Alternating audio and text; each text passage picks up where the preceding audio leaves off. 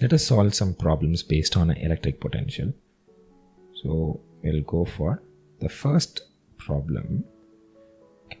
So we are speaking about an atom whose atomic number is 50 and its atomic nucleus is 9 into 10 to the power minus 13 centimeter. And then we are speaking also about the charge of a proton, which is 1.6 into 10 to the power minus 19 coulomb. Now we need to calculate the electric potential on the surface of this body. Now when you think of a nucleus, it is a sphere. Okay, this looks like this. So inside the nucleus we have the neutrons and the protons. Now this is concentrated with positive charge. So as a result, it acts as a point charge. So you have to visualize it like this. So this is a positive charge, point charge for all external points. And also imagine it is an atomic number of 50. That means the total number of protons is 50 in this nucleus. Now let's try computing the potential on the surface. The potential on the surface is 1 by 4 pi epsilon naught into Q by R. So this is, I'm taking it 9 into 10 to the power 9, and the charge is number of protons multiplied by charge of 1 proton divided by the radius, so given by 10 to the power minus 15. And when you solve for this, you are going to get 8 into 10 to the power 6 volt. Let's go for question number 2. We have to calculate the potential at a point P due to a charge which is given by 4 into 10 to the power minus 7 coulomb, and this is at a distance of 9 centimeter. That is the first question. Then we also need to calculate work done. What is the work done? We are speaking about bringing another charge 2.2 into 10 to the power minus 9 coulomb from infinity to P. Then we are following a path here. There is work done in bringing this point charge from infinity to the P. Is it dependent on the path? That is a question we need to answer. That is the last part of this question. Now, to start with, let's look at the first one. V equals 1 by 4 pi epsilon naught into Q by R. This is the formula we are going to work with. So if you take V 9 into 10 to the power 9, Q is 4 into 10 to the power minus 7, and R is 9. So R is, you can see, 9 centimeter. 9 into 10 to the power minus 2. Solve for this, we get 4 into 10 to the power 4 volts.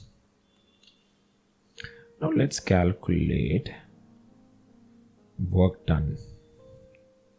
Work done is nothing but the test charge which we are bringing into the potential, which is, let's try to remember this. So Q0 is given by 2 into 10 to the power minus 9, and the potential is 4 into 10 to the power 4 volt. So the charge which we are getting, the work done is 8 into 10 to the power 5 7 joules. If you have to visualize this, we started with a charge, that is Q is equal to 4 into 10 to the power minus 7. And then we looked at a point P. That point was at a distance of 9 centimeter from Q. Now, I also looked at another point which is an infinity. From there, I am bringing a test charge. And as a result of that work done, there was a work done. So does this depend on the path? No, does not depend on the path.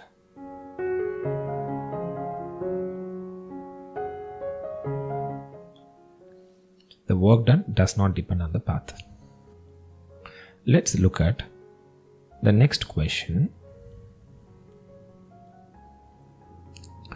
There is a metal wire, and this metal wire is bent in the shape of a circle, and the radius of the circle is 10 centimeter. Now this metal wire is given a charge of 200 microcoulomb. This spreads through it uniformly like this. Whatever the charge we are giving, because it's a metal wire, it spreads through it uniformly. Now we have to calculate electric potential at center of this metal wire. You have to look at this as something made of a large number of small charges. There are small charges which come together and make up this.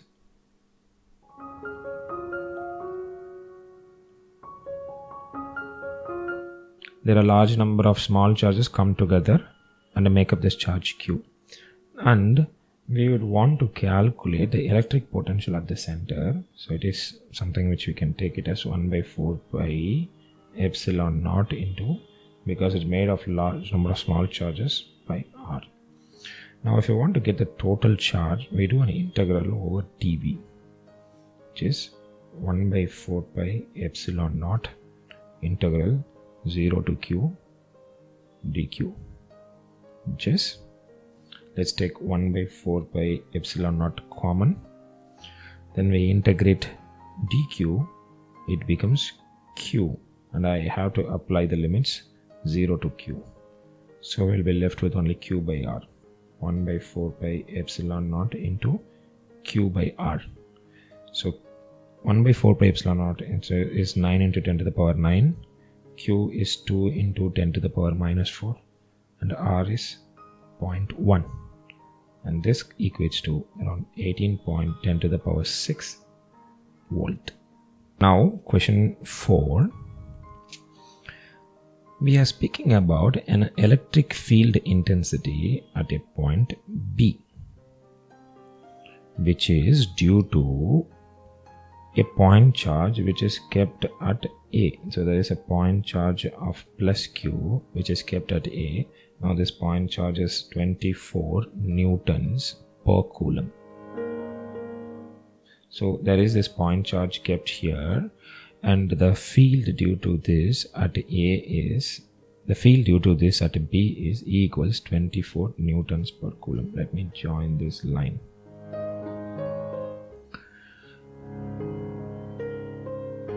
The electric potential at B due to A is 12 joules per coulomb. Now we have to calculate this distance, let's call it R, and also find the magnitude of R. So these are the two things we have to find out from this. Let's look at E equals 1 by 4 pi epsilon naught into Q by R square. So that is given as 24.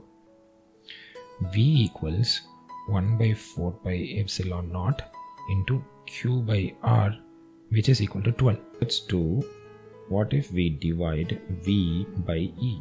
So if we divide that, everything will get cancelled. So we'll be left with 1 by R divided by 1 by R square. It goes to the numerator, so we are left with R. However, V by E will be 12 by 24 equal to 1 by 2 or 0.5 meter. So R is 0.5 meter. Now let's go to the calculation of V again. So V is 1 by 4 pi epsilon naught into Q by R. But that already we know it's equals to 12. From this, Q equals 12 into R into 4 pi epsilon naught, or 12 into 0.5, 4 pi epsilon naught, I'm dividing by 9 into 10 to the power 9. So we are getting 0.667 into 10 to the power minus 9 coulomb you will get when you solve for this.